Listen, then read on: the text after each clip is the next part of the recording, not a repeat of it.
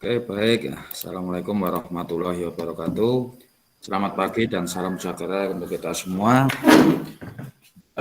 Sebelum kita mulai perkuliahan pada pagi hari ini, alangkah baiknya kita berdoa terlebih dahulu menurut agama dan kepercayaannya masing-masing. Berdoa mulai. Cukup? Nah, teman-teman semuanya apakah sehat pada pagi hari ini? Alhamdulillah sehat, Pak. Alhamdulillah sehat, Pak. Baik. Nah, di layar teman-teman semuanya, apakah tampilan slide penjelasan materi sudah kelihatan? Di saya kok belum ada ya, Pak? Belum, Pak. Belum, Pak. Baik. Saya belum, Pak. Belum, Pak. Oke.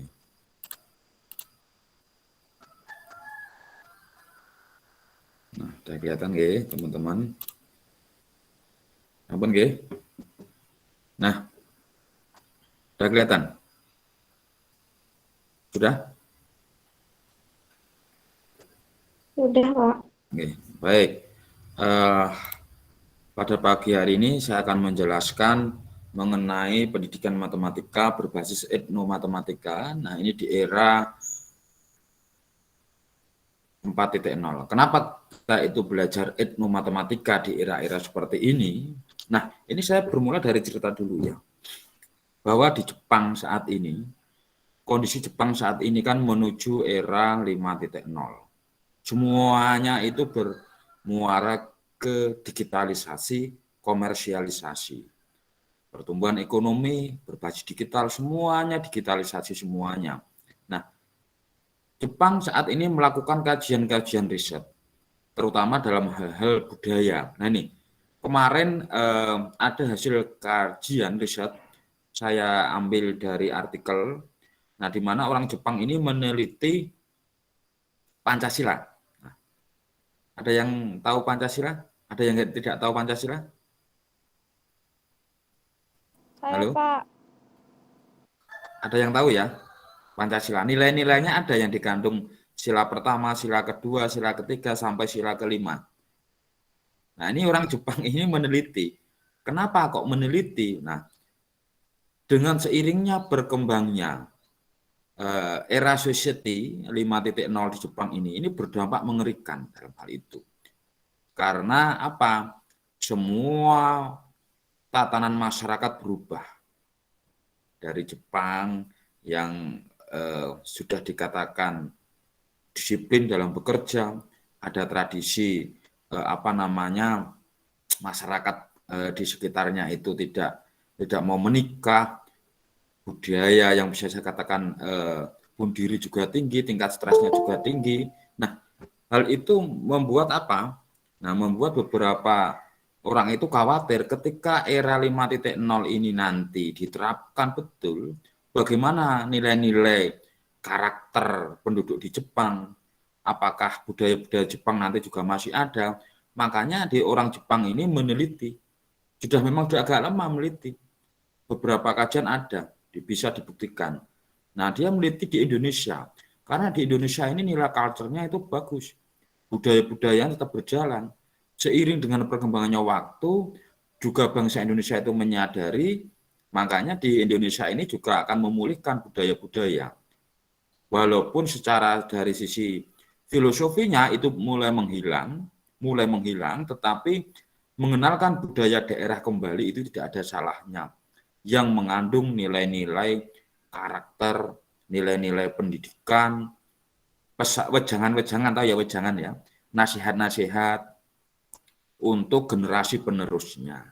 Nah, dari sinilah kita lihat bahwa era revolusi industri, nah ini semuanya mengarah ke digital ekonomi.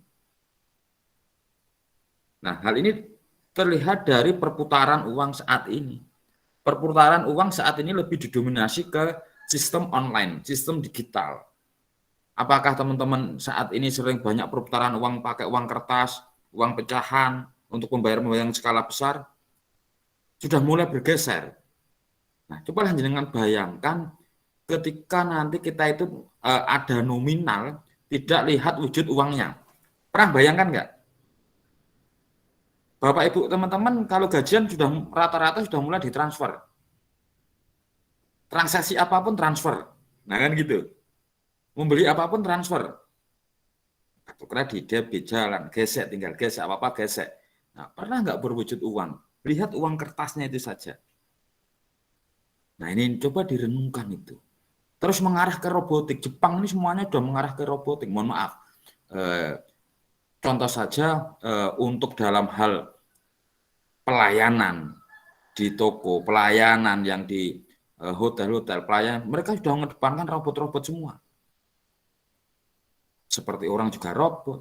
Sistemnya untuk memasukkan kad juga robot. Kalau dulu diantar, ini ya, pintu sudah dibukakan, diajari. Kalau sudah sistemnya digital semua, pakai kartu, itu juga sistem artificial intelligence juga. Ini semua sudah diatur. Pintu rusak tinggal bepo, langsung diatur dari bawah controlling. Nah, semuanya ini juga sudah mengarah dan big data. Nah, Indonesia inilah yang akan mengarah ke big data. Dalam hal ini tujuan big data ini semua pangkalan misalkan identitas kita, semuanya akan terintegrasi dan kegunaannya akan terdetek. Misalkan kita handphone, nomor handphone, ya kan? Terus KTP, ATM, semuanya pangkalan data kita tersimpan, media sosial kita. Nah ini ya. Nah big data ini sebenarnya nantinya akan mengarah ke perilaku. Diambil data-data informasi yang mengarah nanti ke perilaku. Dari situlah nanti artificial intelligence. Loh, bagaimana orang pendidikan menyikapi itu? Jangan-jangan nanti guru tidak perlu nih. Kalau semuanya nanti pembelajarannya online. Nah, inilah yang dikhawatirkan ketika semua pembelajaran hanya online, tidak ada pertemuan. Nah, ini yang dikhawatirkan. Terus bagaimana anak didik kita, generasi penerus kita? Nah, saya tanya ke Mbak Bella, ada Mbak Bella? Iya, Pak. Punya adik Mbak? Punya, Pak. Nah, adiknya sudah mengenal gadget Mbak? Sudah, Pak. Nah, pola mainnya saat ini gimana? Kesana ke sini, mungkin yang dilihat hanya game. Kadang mereka itu duduk bareng. Coba amati mereka duduk bareng, berapa lama mereka ngobrol? Atau asik dengan gadgetnya sendiri? Berapa lama? Nah, cobalah kalau itu ini orang matematis yang berbicara ya. Berapa lama adik-adik kita, teman-teman kita, ketika ngobrol, ketika kita kumpul, seberapa banyak intennya waktunya kita ngobrol bareng lepas dari gadget. Kalau misalnya gadget itu mendominasi, bayangkan, itu bertahun-tahun siklusnya, itu akan membentuk karakter berbeda enggak? Jelas. Yang pertama adalah tentunya adalah sikap apatis itu akan muncul. Cuek. Komunikasi kurang baik, apalagi belajar komunikasi matematika. Aduh, apalagi itu komunikasi matematika. Karena kita sudah tidak terbentuk oleh komunikasi. Hanya asik, diam, kadang teriak-teriak sendiri. Hanya bahasa-bahasa ekspresi yang mungkin dianggap kurang sopan itu yang akan muncul. Sehingga dalam keseharian, nah mungkin saja itu akan keluar. Karena apa? Itu akan membentuk suatu intuisi kita. Alam sadar kita akan membentuk itu. Nah itu ya, saya khawatir kalau kita seperti itu. Syukur-syukur itu bermuncul intuisi matematika. Jadi di bawah alam sadar ketika ada permasalahan kita sudah memunculkan, oh itu matematikanya seperti itu. Oh itu menggunakan rumus matematika itu ketika ada soal itu. Itulah sebenarnya adalah intuisi matematik. Nah, dari situ. Nah, ini adalah keterampilan baru. Integrasi ke dalam kurikulum tanpa menambah mata kuliah atau SKS. Nah, di sini. Ada artificial intelligence, ada big data, e-commerce, ada robotik. Nah, robotik dan augmented reality ini sebenarnya ini kan sudah kita ajarkan kemarin, saya ada pelatihan sebelum corona ya, sebelum COVID, ada AR ini ya. Hal ini juga sebagai baseline atau basic ya untuk mengarah ke robotik juga seperti itu. Nah dari sinilah nanti kita harus memahami itu bahwa saat ini digitalisasi itu memang atau perkembangan era society 5.0 ini memang kita tidak bisa menghindari. Kita sadar kita tidak bisa menghindari, tapi kita bisa menyeimbangkan dengan nilai-nilai budaya kita yang terintegrasi di dalam pembelajaran. Sembari mengenalkan, sembari juga kita akan menanamkan nilai-nilai karakter sesuai dengan budaya kita di Indonesia. Nah, di sini. Nah, kompetensi dalam revolusi 4.0, nah tentunya yang pertama adalah berpikir kritis. Orang harus berpikir kritis dong. Ada kreativitas. Kreativitas tidak hanya kreativitas saja, tetapi harus didukung dengan inovatif. Nah, ini ya, komunikasi yang baik, communication, kerjasama, dan self-efficacy, ya, kepercayaan diri. Nah, itu ya. Nah, sehingga ini akan muncul. Nah, cobalah bayangkan teman-teman, kenapa saya bawa ke hal-hal yang membayangkan. Kenapa? Karena kalau teman-teman nggak bisa berpikir, mohon maaf, tidak mampu membayangkan, kita tidak akan mampu berbicara ke depan. Seorang pendidik harus mampu berpikir ke depan. Nah, sehingga besok ini pendidikan mau dibawa kemana? Paling tidak teman-teman ini kan mahasiswa ini kan sebagai generasi penerus, terus-menerus. Saya tidak menginginkan hanya matematik itu berbicara rumus. Nah, seperti itu. Nah, itu kan hal-hal yang lain. Tetapi bagaimana pendidikan matematik itu bisa menumbuhkan berpikir kritis, bisa menumbuhkan kreativitas, bisa menumbuhkan komunikasi, bisa menumbuhkan kerjasama, bisa menumbuhkan kepercayaan diri di dalam proses pembelajaran matematika.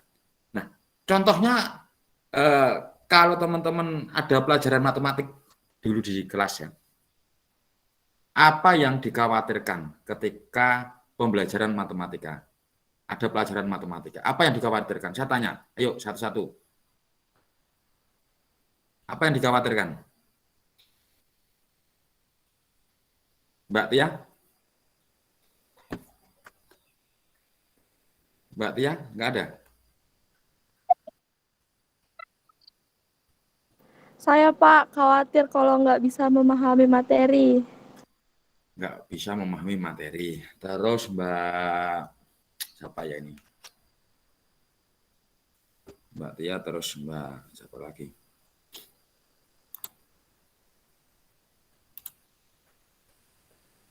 Nah, Mbak Agnes, sembari saya presensi, ada orangnya enggak ya? Apa? Iya Pak. Yang Saya Pak khawatir kalau halo Pak, dengar nggak? dengar. Saya khawatir kalau misal ditanya gitu nggak bisa jawab gitu Pak. Ya, terus saya pengen jawaban yang lucu. Muhammad Rafi, ada enggak? Mas Muhammad Rafi. Iya, iya Pak. Apa? Mungkin takut kelihatan bodoh di depan teman-teman, Pak. Nah, itu ya, takut. Ini intinya semuanya takut kok. Semuanya takut. Ini ya. Sehingga rasa kepercayaan diri itu nggak ada. Paham nggak? Kepercayaan diri kita di mana? Semuanya takut kelihatan bodoh sendiri. Nggak bisa jawab. Ya kan? Ada yang takut maju di kelas. Nah, ini kan bagaimana pembelajaran matematik itu mampu menumbuhkan kepercayaan diri. Nah, disitulah nanti teman-teman harus memahami itu. Nah, ini ya. Kerjasama, karena di dalam pembelajaran matematik kita sudah diarahkan belajar, diskusi, membentuk kelompok. Nah, itu ya. Dengan cooperative learning. Ada tipe NHT, Jigsaw, CRC, nah, terus apalagi tim game turnamen, ini ya banyak. Berpikir logis, kita ada pendekatan kontekstual, pendekatan realistis. Nah, ini ya kita juga bisa memahami itu. Nah, makanya dari hal-hal itu bagaimana kita bisa menumbuhkan kreativitas? Ada soal bagaimana ini soalnya apakah hanya dengan satu solusi atau banyak solusi? Ketika ada masalah realistis, bagaimana kita menemukan solusinya? Dari kita misalkan ke lapangan bagaimana? Nah, paling tidak kita membutuhkan apa yang namanya adalah suatu data, suatu informasi sehingga kita mampu menjawab itu. Terus disuruh ke kelas. Bagaimana kok bisa itu? Teman-teman menerangkan, itulah komunikasi. Ya kan? Nah, dari situlah matematik sebenarnya itu ada. Nah, bagaimana agar pembelajaran matematik ke era society itu tidak hanya sebatas diam. Ada soal, kerjakan, soal, kerjakan, soal, kerjakan. Semuanya digital. Bisa jadi tidak ada kerjasama.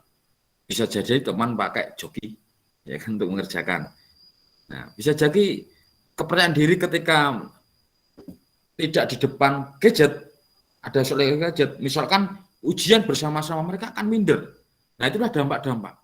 Makanya tetaplah itu salah satu solusinya, yaitu kenapa kita membutuhkan. Namanya adalah pendekatan pembelajaran yang sesuai dengan apa yang kita butuhkan. Karena apa? Dampak era 4.0, kelihatan ya teman-teman ya? Kelihatan ya? Halo? Iya, Kelihatan, Pak. Yang pertama adalah budaya. Budayanya bagaimana? Seiring dengan perkembangan waktu saat ini dengan saya pengen cerita, saya pengen dengar dari teman-teman. Tadi yang ini sembari saya yang Mbak Amelia. Iya, Pak. Nah, Mbak Amelia, coba saya ingin melihat ingatan dari Mbak Amelia. Ini berbicara kognitif juga ya. Nah, ini kan metakognisi itu perlu strategi memanggil memori kembali. Saya ingin melihat long term memorinya Mbak Mbak Amelia. Mbak Amelia tinggal di suatu daerah ataupun mungkin di lingkungannya. Dari kecil sampai saat ini, apakah ada nilai-nilai budaya yang hilang, Mbak? Tradisi yang hilang atau tereduksi? Banyak sih, Pak. Contoh kan, Mbak?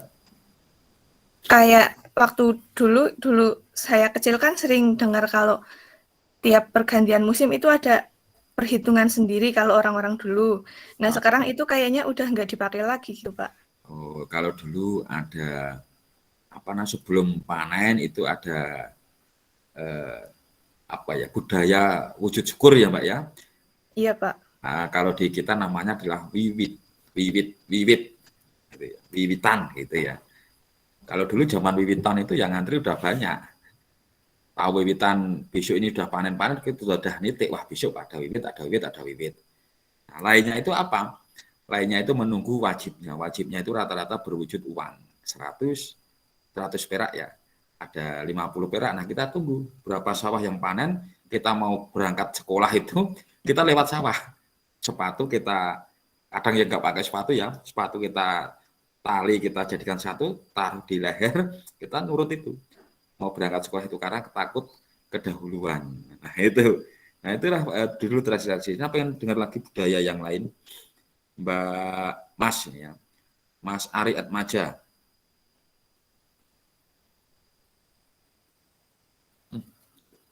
Iya, Pak. Ya, ini Mas Ari ini yang kemarin terima beasiswa Rubik ya. Enggak, Pak. Enggak mau. Nah, silakan Mas. Ya, silakan Mas cerita. Dulu di sini kan, Pak, kalau belum datang hujan gitu, namanya siram-siraman gitu, Pak. Ambil air dari rumah di tempat kita lah di situ. Siapa yang lewat disiram aja gitu, Pak. Sekarang nggak ada lagi, Pak. Oh, itu kalau mungkin musim hujan nggak datang-datang. Loh, ini daerah mana, Mas? Medan, Pak. Oh, Medan masih ada ya? Maksudnya, Dulu, Pak. oh dulu ada. Sekarang udah nggak ada. Iya, Pak. Nah, sekarang udah ada PAM ya, Mas ya? Sekarang udah ada sumur bor, Pak. Sumur bor, PAM itu ya. Ada. Ya seperti itu hal-hal yang bisa kita katakan sudah mulai menghilang. Itulah sebenarnya dampak budaya kita. Terus karakter. Nah, kalau kita lihat ini kan sudah banyak online-nya ya. Nah besok udah mau ada vaksin loh ya. Vaksin kita udah koordinasi, nanti saya fasilitasi Google Drive, Google Form-nya. Nanti silakan upload yang sudah vaksin, yang belum kalau mau ke Jogja silakan vaksin bisa di kampus, karena kita mau persiapan tatap muka. Harus ada vaksin semua. Nah, semuanya harus menggunakan barcode ketika nanti masuk ke kampus atau apa sudah kita siapkan. Apa itu namanya barcode ya? Nah itu tanda kita sudah vaksin itu. Nah dari segi karakter, nah, catahnya karakter ini, karena karakter ini gini kita lihat. Ini yang angkatan 2020 ada nggak? Semuanya 2020. Oh, Resen, Mbak Afifah. Mbak Afifah. Dalam, Pak. Nah, Mbak Afifah. Saya tanya, Mbak, Mas atau Mbak Amelia itu angkatan berapa? 2020? Iya, Pak. 2020, Pak. Oh ya, Mbak Afifah, kenal Mbak Fitri? Fitriasih ke Pak. Kalau Fitriasih saya kenal. Udah pernah ketemu? Belum. Nah, tahu nggak karakternya kalau dia itu menyebalkan, Mbak Fitri itu? Nggak tahu, Pak. Nggak tahu toh. Coba bayangkan kalau Enggak loh, Pak. kalau kalian itu berteman, coba kalau kalian berteman itu secara virtual, membayangkan nggak? Bayangin sih, Pak. Kayaknya orangnya pecicilan, nggak mau diem. Nah, kalau dengan pas dia ditelepon nggak bisa video call menyebalkan. Kadang kalau kita itu kan ditabuk-buk, kok kira rasanya nyebalkan gini. Kalau sekarang gemes kan karena nggak cuma virtual, nah kan gitu. Secara emosional kalian percaya nggak kalau Mbak sama Mbak Fitri kalau belum pernah ketemu? Gimana, Pak? Secara emosional percaya nggak sama Mbak Fitri? Percaya, Pak. Nah, secara emosional yakin ya ini karena ya mungkin ya karena ini jawaban ini pada umumnya ya Mbak ya. Kalau kita hanya ketemu secara virtual, coba Mbak bayangkan. Mbak Amelia kalau sudah punya Mbak Afifah sudah punya pacar? Teman dekat lah ya, teman dekat. Mbak Afifah, halo? Belum punya, Pak. Alhamdulillah. Jujur sekali ya. Nah, ketika Mbak Afifah itu nanti ketemu teman dekat lewat Facebook atau lewat Instagram atau media sosial. Nah, apakah Mbak Afifah langsung percaya ke orang itu? Misalkan laki-laki. Percaya aja sih, Pak. Karena udah pernah ketemu tapi terpisah jarak gitu. Secara virtual langsung percaya. Wah, ini Mbak Afifah ini orangnya percayaan ya. Nah, padahal belum pernah ketemu, hanya ketemunya lewat virtual, ya kan? Saat belum ketemu tatap langsung kamu dilamar mau nggak? Kalau masalah lamar sih belum mau, Pak. Kalau percaya dalam hal-hal tertentu sih bisa jadi. Kayak masalah tugas, nanya tugas, saya percaya. Nah, itulah nanti, itu berbicara kenapa kok belum, karena Mbak Afifah ini akan melihat karakter orang tersebut. Kalau dalam bahasa Jawa, kalau dalam tradisi Jawa, kalau mau mencari pasangan itu melihat bibit, bebet, bobotnya. Itu tradisi, ya kan? Kita kembali ke tradisi. Melihat bibit, bebet, dan bobotnya. Kenapa? Ya, siapa tahu kita itu harus tahu asal-usulnya. Harus tahu dia itu kayak apa. Ya kan? Baik atau tidaknya. Kalau sempurna itu, karena pernikahan itu bagian dari melengkapi sebuah kesempurnaan dalam hidup ya. Tidak ada. Kalau mencari pasangan yang dengan yang sempurna. Ya kan? Karena harus melengkapi. Tidak bisa. Akan ada sisi yang kontradiktif dan kita saling melengkapi. Itulah konsep konsep suatu pasangan. Kalau dalam filosofi Yunani, dalam budaya Yunani, nah ini ya, 2 itu melambangkan pria, laki-laki, maaf. 3 itu adalah melambangkan wanita. 2 dan 3 tambah 3 adalah 5, itu menyimpulkan suatu pasangan dalam momen suatu pernikahan. 5 turun, kelipatan 5 adalah 10, itu melambangkan suatu kebahagiaan keluarga karena mungkin sudah punya anak. Ya kan? Makanya 5 kali kelipatan 5 adalah kali 2 adalah 10, makanya 10 itu menjadi angka yang mewah. Nah, itulah secara sejarah. Nah, seperti itu. Nah, dalam tradisi-tradisi itu akan mempunyai nilai filosofi. Teman-teman harus memahami filosofi apa yang harus digandung dalam suatu budaya tersebut. Nah, dan disitulah nanti kita bisa menanamkan anak-anak itu pendidikannya. Nah, ini ya. Nah, inilah konsep-konsep yang terdampak. Nah, dari sinilah maka pengembangan karakter ini kita harus melihat beberapa kajian dari Minsot, Body, Heart gitu ya. Makanya ada semboyan one soul, one heart gitu ya. Nah, di sini kalau di dalam pendidikan ini nanti akan bisa kita bijak dan berakhlak, smart, dan bisa menumbuhkan rasa nasionalis. Jika kita nantinya melihat karakter sesuai dengan budaya bangsa kita. Cobalah kalau kita tidak bisa melihat budaya kita melihat budaya orang asing, apakah nasionalis itu akan tumbuh? Ya kan? Apakah akhlak itu sesuai dengan lingkungan kita, sesuai dengan agama kita, bijak sesuai dengan agama kita, atau enggaknya? Nah, inilah kita konsep-konsep, apalagi saat ini adalah era society 5.0. Seperti itu. Nah, teman-teman, nah kita lihat, nah ini ya, budaya di era 4.0 ini adalah di mana ini? Di mana? Kalau kalian lihat lokasinya di mana? Kayak di daerah Jawa ya, Pak? Ya, yang pertama betul. Nah, ini adalah strategi memori. Kita mengingat memori. Kalau dalam psikologi itu diajarkan strateginya, yaitu dengan keyword atau kata kunci atau dengan mnemonic visual. Jadi mnemonic itu adalah diambil, saya cerita ini karena kan budaya ya. Nah, jadi mnemonic itu merupakan, kalau di dalam Yunani itu merupakan dewi, seorang dewi, mnemonius, dewi memori, dewa kan dia kan menyembah dewa-dewa ya. Dewi memori atau pengingat ya, dewa yang untuk dewi yang untuk mengingatkan sebagai pengingat, mnemonius. Nah, di situ orang memanggilnya adalah mnemonic visual. Nah, salah satu untuk mnemonic visual untuk mengingatkan memori kita yaitu adalah dengan visual atau gambar.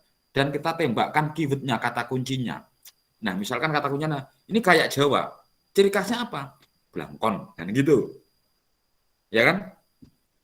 Terus pakaiannya ini, ada simbol. Nah, pakai jari ini. Nah, kuncinya kan rata-rata di Jawa kan pakai blangkon ini. Nah, ini adalah keywordnya. Langsung kayak Jawa gitu ya. Sehingga memori kita teringat. Nah, ini adalah memang di Keraton Yogyakarta. Nah, ini ya, ini adalah lokasinya di keraton. Besok kalau sudah offline, setelah meet siapa tahu kita sudah offline, nanti yang kita luar Jawa nggak bisa ke sini, kita fasilitasi tetap hybrid, tetap Zoom. Jadi kita bisa nanti yang luar, yang di dalam, yang sudah di Jogja, nanti kita bisa nanti kunjungan-kunjungan ke situs kita mengkaji matematika. Jadi mengkaji ke ini sambil kita belajar di lapangan, sambil kita merefresh, sambil ya kita memahami konsep-konsep matematika yang ada. Bagaimana diajarkan bangunan ini, diajarkan untuk ke siswanya. Biar kita tidak minim referensi. Nah gitu ya. Mahasiswa pendidikan matematika Universitas Buana, pernah kemana saja? Di Jogja kemana saja? Belum pernah. Mas, belum pernah. Nah itu kan memalukan kan. Nah itu ya, sangat-sangat memalukan ketika teman-teman itu belum pernah kemana-mana. Nah ini, era milenial kita lihat, tantangannya bagaimana? Nah ini ya. Tantangan di era milenial itu bagaimana?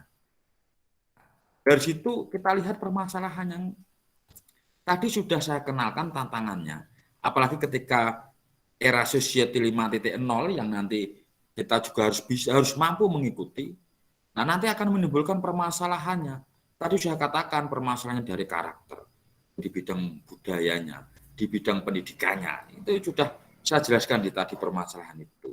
Nah, makanya kita harus pembelajaran berdampak hanya pembelajaran yang mengarah ke kognitif. Sudah saya contohkan ketika nantinya proses pembelajaran itu hanya berbasis online, soal tes juga online, hanya materi upload, tidak ada penjelasan, kita nantinya hanya mampu mengarahkan hanya kognitif saja, daya ingatnya saja. 1 tambah 1 berapa? 1 tambah 1 berapa? 2, Pak. 2, Pak. 2, Pak.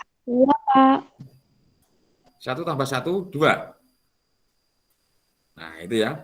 Nah, itu yang menjawab adalah orang matematika. Itu ya. Itu yang menjawab orang matematika. Nah, kalau yang menjawab seorang orang politik, 1 tambah 1, nanti bukan jawabannya 2. Seorang politik jawabannya akan menjawab ini.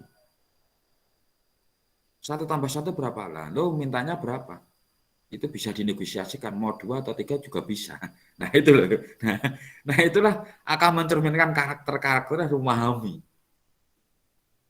Alhasil apa? Ketika kita pembelajarannya nanti hanya bersifat kognitif, lawan bicara kita tidak tahu, komunikasinya bagaimana, ini orang politik atau bukan, ini ahli siapa, ini dia siapa, kita tidak akan bisa mengikuti, sehingga tidak akan menumbuhkan komunikasi yang baik.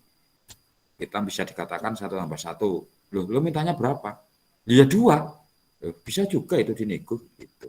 Nah, kita nggak tahu, oh ternyata orang politik, oh ini ternyata orang ini. Kita lurus-lurus saja. Lurus-lurus saja, inilah yang dikhawatirkan ketika matematika itu hanya mengedepankan kognitif. Saya nggak mau, teman-teman hanya kognitif. Rumus ini, integral x kuadrat plus 5x plus 7 dx. Kerjakan. Oh pakai rumus ini, pakai integral ini, selesai. Itu kan hanya kognitif saja. Tetapi bagaimana teman-teman bisa menerapkan itu, bisa menggambarnya, ya kan? Bisa menumbuhkan minat. Nah seperti itulah teman-teman harus memahami itu. Nah sehingga nantinya juga akan terjadi mengikisnya suatu budaya, nilai-nilai budaya. Nah, dari sinilah nilai-nilai budaya luhur yang ada ini nanti akan terkikis. Jadi teman-teman semuanya, budaya-budaya yang ada di lingkungan kita, budaya lokal kita, jangan sampai ketika era society 5.0 nanti mengikis semuanya. Kita ambil nilai-nilai filosofi, kita ambil nilai-nilai yang baik, kita kedepankan bagaimana, nah itulah nanti akan muncul di situ. Kita pertahankan di situ. Nah ini adalah bukti empiriknya. Kelihatan nggak ini bukti? Apa ini? Apa? Gambar apa? Anak-anak main gadget ya, Pak? Ya, nih, mereka senang, mereka tetap berkumpul. Tapi mereka asik nggak dengan dunia sendiri? Sibuk dengan HP-nya masing-masing. Nah, itu. Coba kalau bayangkan ketika dulu Anda kecil, tidak ada gadget ya. Mainannya seperti apa? Bareng-bareng nggak? Patok lele. Nah, ada patok lele. Patok lele itu apa ya? Pasti belum baru tahu ya? Apa tanah dilobangin terus ada kecil di ya. gitu Pak, kan kayunya ngelempar. Oh, kalau di kita namanya adalah bentik. Nah, saya belajar matematika itu di bentik loh. Betul. Karena di bentik itu kan ada indukan dan ada janak. Janak itu yang kecil itu loh. Jadi ada yang pemukul yang panjang, ada yang kecil. Ya kan? Nah, itu yang kecil itu dihargai berapa? Misalkan nilai setengah, yang panjang yang sebagai indukan itu 1, ya nanti itu untuk ukur. Nah, 1, 2 kita jaraknya berapa? Kan ada 3 itu. Yang pertama dilempar, jedet, gini loh, dicutik itu ya. Yang kedua dedek bentik itu ya, langsung pati lele itu ya. Nah, itu kan ada 3. Nah, itu sudah ada metode-metodenya. Kalau menangkap poinnya berapa, nah itu matematika semua. Saya belajar dari situ, matematika. Makanya saya bisa penjumlahan cepat itu sebelum sekolah. Saya bisa penjumlahan itu dari situ. Hitung-hitungannya dari situ. Setengah nih, oh ini setengahnya bisa saya. Sebelum sekolah saya sudah bisa karena saya sering main di situ. Pakai bentik itu. Nah, bagaimana konsep matematika? Kita mulai dari game. Makanya ada model pembelajaran cooperative learning tipe team games turnamen. Nah, itu matematika. Dengan budaya bentik itu saja bisa menumbuhkan operasi itu untuk anak-anak SD. Itu bisa juga kalian kaji menjadi skripsi juga bisa. Budaya-budaya itu. Simpel kan, saya tidak mau Wah ini terlalu mudah Pak, nggak apa-apa, silakan buktikan saja, kerjakan saja. Saya tidak mau kok plagiat-plagiat, tetapi ide-ide kalian di budaya itu yang walaupun simpel tapi mendalam, saya lebih senang. Tidak terlalu seperti judulnya ngetren gini-gini, ternyata kalian nggak bisa. Yang terpenting simpel tapi mendalam judulnya. Judulnya simpel tapi kajiannya mendalam. Anda berbicara cooperative learning tipe TGT, berbasis budaya. Banyak budaya yang di lingkungan sekitar kita kaji, nanti sisi matematisanya yang muncul apa, boleh, simpel kan? Tapi itulah kajian-kajian kalian, bermula dari hati nurani kalian mampu. Bukan mencari judul di internet yang lebih ngetren saat ini apa, baru memahami, nah itu. Nanti akan susah nanti ketika Anda mengkonstruksi suatu skripsi, karya tulis ilmiah. Nah itu ya. Nah, dari sinilah makanya nanti kita harus menemukan solusi. Solusinya apa? Yaitu pembelajaran harus berbasis budaya.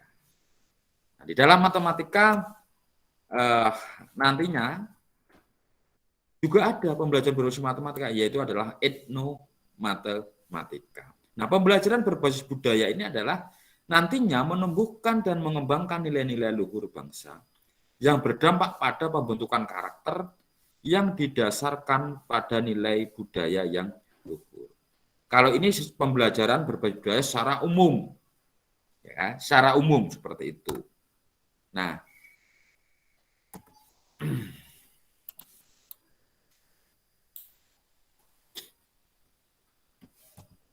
ini budaya. Apa itu budaya? Kita harus memahami. Ini menurut Ki Hajar Dewantara. Budaya berarti buah budi manusia. Menurut itu, budaya adalah sebuah hal kompleks dan kebiasaan manusia sebagai anggota di masyarakat. Kuncoroningrat mengatakan bahwa budaya adalah sebagai keseluruhan gagasan, ide ya, dan karya manusia. Karya manusia bisa berupa artefak candi, ya kan? Terus alat-alat keris dan sebagainya. Ini ya, yang harus dibiasakan dengan belajar beserta keseluruhan dari hasil budi dan karyanya itu kita harus belajar. Ada blangkon, itu juga produk, tujuannya apa, blangkon yang ini ada yang moncol di belakang, ada yang tidak, ini itu filosofinya apa, maknanya apa. Kita misalkan dulu ketika di keraton, jangan amati ketika di keraton, gerakan-gerakan ketika mau ada raja keraton itu gerakannya bagaimana. Nah, ini ya, itu maksudnya apa? Kenapa kita harus merunduk, jalannya harus seperti itu, kenapa? Nah itu ya. Kalau jenengan pernah ke Candi Mboko belum? Belum pernah, Pak. Belum, Pak. Nah di Candi Mboko itu ketika sore itu menjadi, kalau jenengan itu orang-orang milenial ya. Orang-orang milenial itu ada spot foto terbaik melihat sunset di Candi Mboko itu. Saya katakan sunset terbaik itu saya di Candi Mboko, bukan di ayunan langit ya, bukan itu. Tapi saya di Candi Mboko itu spotnya paling bagus di situ karena di situ bukan candi, itu adalah keraton. Dan ada sejarah bahwa dulu sebelum mendirikan keraton itu seorang itu harus melakukan meditasi, itu ada tempat meditasinya. Tinggi itu meditasinya. Di situ juga ada kolam untuk mandi, untuk makan juga. Dan ketika ada prajurit ataupun ada abdi dalem yang mau ke sana, itu tangganya itu dibuat agak datar, tapi panjang. Jaraknya panjang. Karena apa? Mereka kalau kita mau menghantarkan makanan pakai baki, biasanya kalau kita di kafe itu kan tetap mereka berdiri kan, walaupun lewat tangga, ya kan? Iya, Pak. Ya, Pak. Kalau di Keraton Boko itu enggak, mereka tetap melakukan seperti jongkok itu. Nah, jalannya sampai atas, bayangkan, Mbak. Capeknya luar biasa enggak? Tidak berdiri loh, cuma jongkok gini pakai. Misalkan kalau kita pakai baki suruh jongkok gini kan, bagaimana kita membayangkan? Karena harus menghadap itu pakai sopan santun. Ada nilai filosofinya. Nah, seperti itu. Nah, kalau menurut Heron dan Barta, budaya dipandang sebagai dialek sekelompok masyarakat di dunia. Ya. Nah, pembelajaran matematika berbasis budaya, kelihatan ya. Nah, kita harus belajar tentang budaya. Mengenallah kita budaya itu apa. Budaya di sana itu bagaimana. Nah, gitu ya. Nah, setelah kita mengenal, paling nggak budaya lokal lah kita. Terus kita harus belajar melalui budaya. Bagaimana kita itu bisa belajar melalui budaya. Misalkan saya katakan tadi tradisi bentik. Apa sih yang bisa dilakukan dengan bentik itu? Kalau matematikanya unsurnya di mana? Nah, kita bisa menarik dari untuk apa ini bentik ini? Kompetensi dasarnya di sekolah apa? Anda baca kurikulum. Oh, ini untuk anak SD belajar masalah operasi hitung, nah, ya. Operasi pecahan, nah, kan gitu. Dan kita dengan hal itu kita bisa belajar dengan budaya. Sehingga kita bisa menarik suatu lembar kerja LKPD ya, kita ada tugas melalui budaya. Dan kita bisa juga meningkatkan kemampuan belajar matematika dengan budaya. Contohnya saya belum sekolah saja sudah mengenal operasi hitung penjumlahan. Karena saya sering bermain dengan tradisi tadi, bentik. Terus apa lagi yang bisa? Main selodor, Pak. Main apa? Selodor. Oh, selodor itu apa, Pak? Yang di tanah, di garis-garis itu, Pak. Nanti ada jaga depan. Di kita bak sodor. Sekarang untuk lomba loh itu ya. Nah, itu untuk lomba. Nah, di situ kita nanti akan menumbuhkan namanya adalah kerjasama. Nah, itu menyenangkan. Jadi besoklah nanti ketika kalian kembali, apa sih matematika yang bisa? Nah, saat ini saya juga baru mengembangkan pemecahan masalah dengan aliran filsafat ketidakpastian matematika. Nah, kenapa? Karena gini, ketika ada anak, kita saya katakan belum sekolah saja ya, dia prasekolah. Disuruh kadang kalian coba diukur gue tali itu, ya kan anak-anak. Nah, mereka mengukurnya berapa kali? Saya pastikan mereka akan lebih dari 1 kali. Tolong kayak diukur ya. Dipas-paske. Nah, mereka nanti akan mengepaskan, misalnya kita bermain seperti puzzle, kalau kita kan tahu garis-garis, kalau mereka suruh tata, mereka akan berkali-kali melakukan berapa kali percobaan, mengukur berapa kali percobaan. Kira-kira panjangnya 3 tali, 3,5 tali, 3,5 tali, dan sebagainya. Nah, dari situ kita rata-ratakan. Biarkan anak itu berkreasi, kreativitas dan berinovasi. Biarkan saja mereka melakukan berapa kali percobaan. Jangan dikatakan, oh salah kok ngukurnya. Kamu salah ngukurnya. Bukan itu hasilnya. Kalau sudah tahu hasilnya, kenapa nyuruh kita? Kan gitu. Biarkan anak itu berapa kali ngukurnya. Masih ragu. Coba diulangi lagi ngukurnya. Masih ragu. Wah, ini kayaknya kurang pas sih. Diukur lagi, memastikan. Nah, itu kan. Kalau kita kan dulu seperti itu kan. Memastikan diukur ini panjangnya berapa, biar presisi benar ini berapa. Nah, itu kan. Dari berapa kali percobaan itu sebenarnya kita mendepankan problem solving-nya itu ada namanya adalah menjalankan cara itu berapa kali, nanti di rata-rata. Ya itu hasilnya. Nah, itulah dengan ketidakpastian. Kalau kita kan katakan sudah diukur panjangnya 3, ya sudah 3 itu hasilnya. Gitu.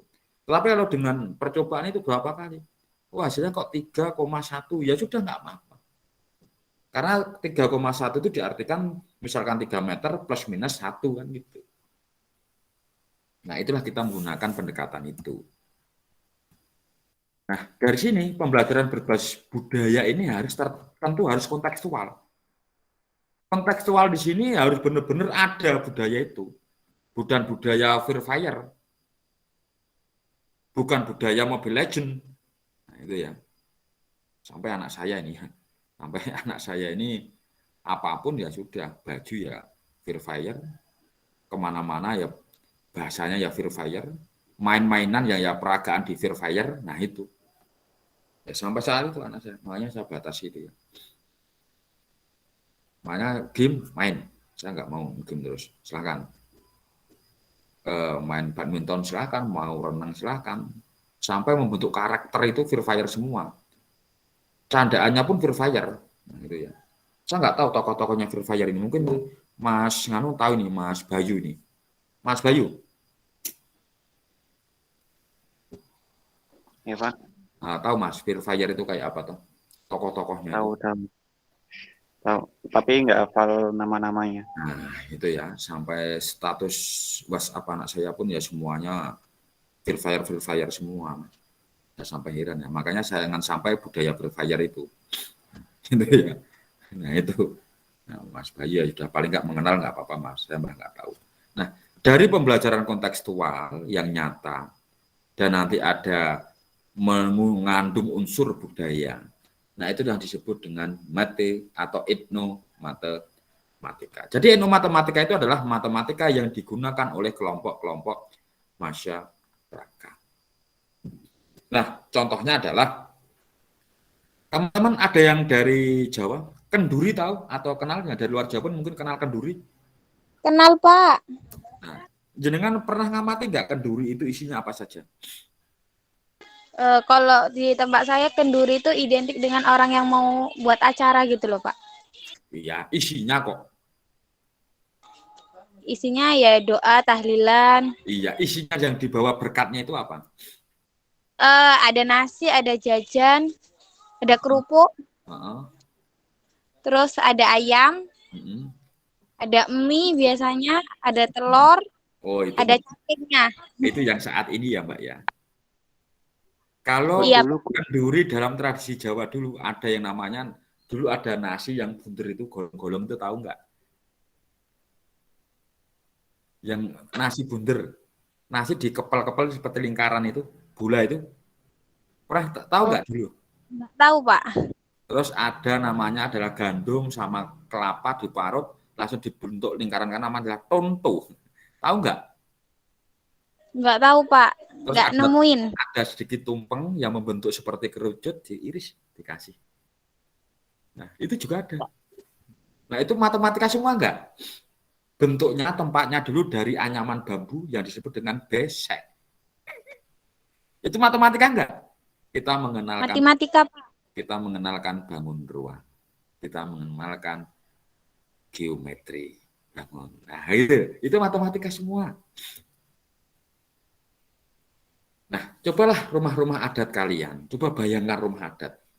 Nah, ini saya mau sambil mengabsen ya. Saya pengen rumah adatnya dari Mbak siapa nih yang belum saya panggil ini? Mbak Teresia siapa itu? Teresia Avila Taal. Mana?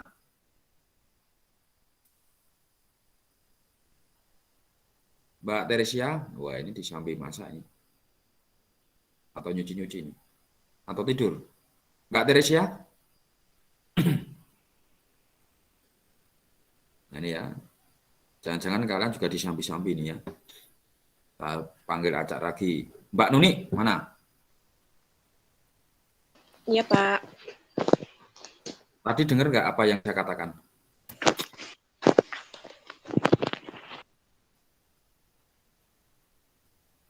Tentang apa? Yang saya katakan barusan.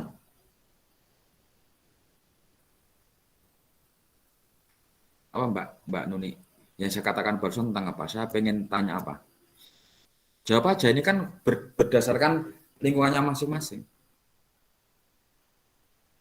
Rumah ada di daerahnya Mbak Nuni aslinya dari mana tuh Mbak?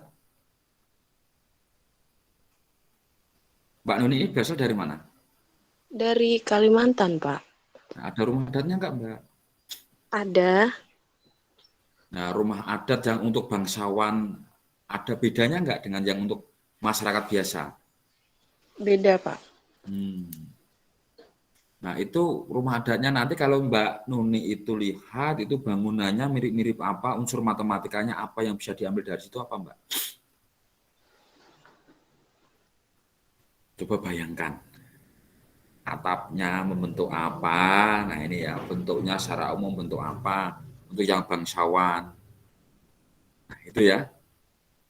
Terus ada berapa ini membentuk apa, dari sisi anyamannya, pakai apa ya, kalau kita pakai atapnya ada usuk rengnya itu ya, kalau dulu pakai enggak, oh itu membentuk apa, oh itu membentuk garis yang sejajar, kita berbicara garis yang sejajar, kita berbicara proyeksi karena ada apa namanya, ada gunungan, kalau di kita ya ada gunungan, terus ada apa namanya, ada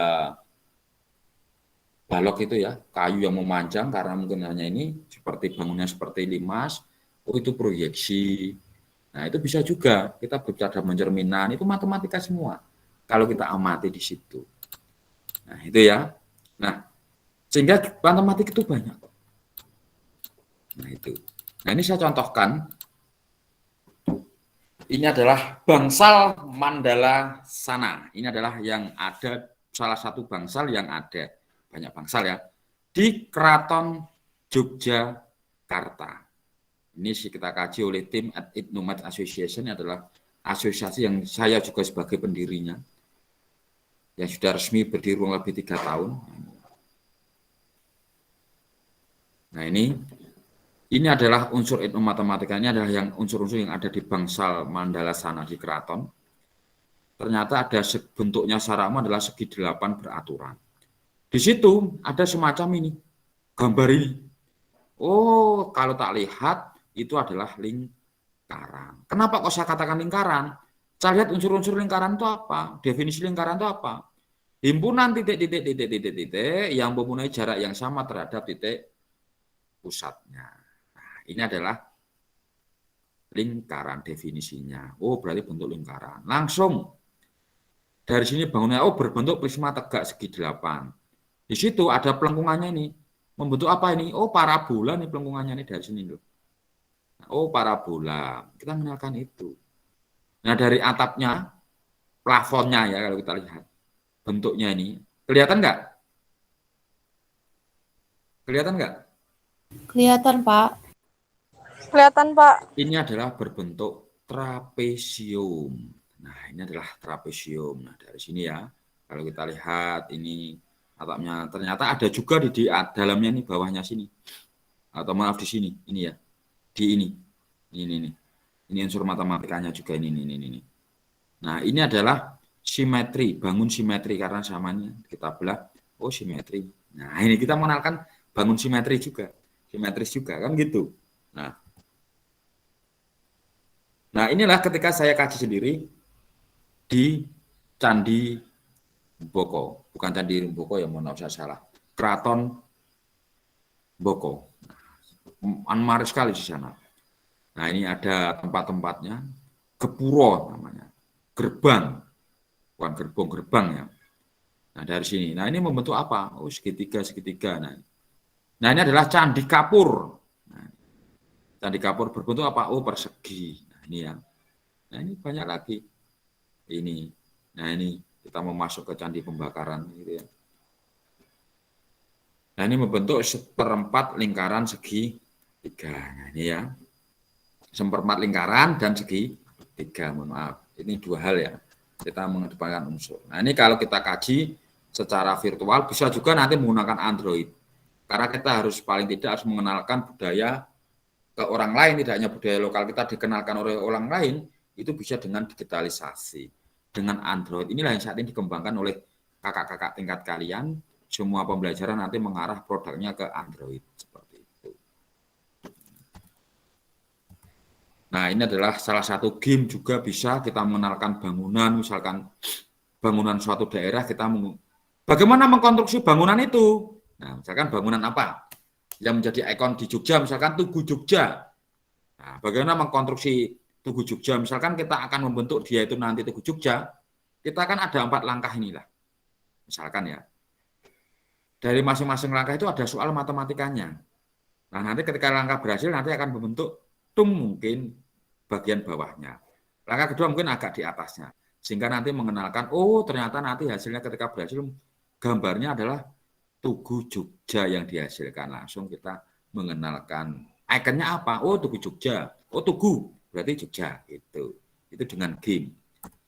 Nah, ini ya, ini juga mengenalkan budaya dengan game juga, yaitu yang dari Jawa Barat siapa?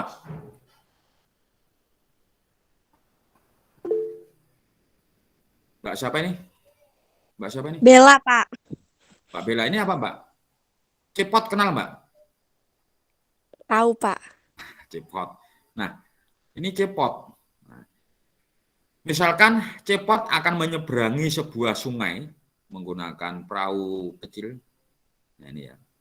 Lebar sungai ini adalah 40 meter lebar sungainya. Wah, panjang ya. 40 itu panjang. Nggak main-main, dia akan nyeberangi ini. Nah, ini. Jika cepot ini menyeberangi 40 meter sungai ini dengan waktu 30 menit, nah ini ya cepot ya, berapa jika sungainya itu nanti 50 meter, berapa waktu yang akan ditempuh oleh cepot? Kita menggunakan konsep perbandingan matematika. Unsur budaya mana Pak? Yaitu karakteristik tokohnya adalah cepot. Nah itu ya. Nah bukan hanya Ipin-Ipin terus ya. Itu. Nah ini adalah dengan game, bisa juga. Itulah budaya. Nah, itulah etnomatematika. Ada hal yang ingin ditanyakan, silakan. Boleh. Silakan bertanya. Ada nggak yang mau ditanyakan? Silakan bertanya.